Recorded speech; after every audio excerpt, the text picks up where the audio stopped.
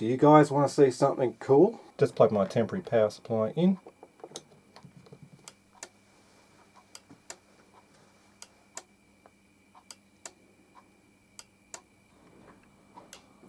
It's a self-oscillating relay.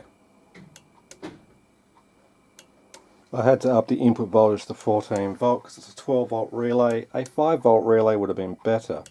So how does it work? Well, it's a simple RC network here, so it gives us a slow turn on delay for this relay. The relay is supposed to be about 5 volt for it to work properly. I'm using a 12 volt relay, that's why it's oscillating slowly. And the voltage is higher. If this was 12 volt, this was 5 volt, we'd have about 6 volt here, DC, when this capacitor is charged, which will turn the relay on. And what happens is the capacitor is being charged via the lamp, so it has to be an incandescent lamp. It takes the negative rail through the filament of the lamp, through to the negative plate of the capacitor, which gives us a current path to charge it. We'll also notice that the switch part of the contacts is wired with the normally open contacts going to the other side of the lamp. So what happens when the relay energizes is this now goes to the normally open position because the switch is now closed. Current is then allowed to flow through this lamp until this capacitor discharges and the relay coil drops back out again.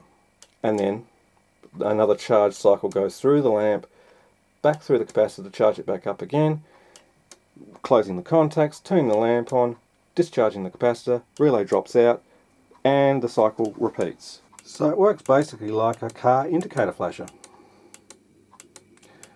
I mean, it's probably one of the most basic forms of car indicator flashers that were made. It was just a resistor, capacitor and relay. So if I disconnect the ground from the test light, the circuit stops.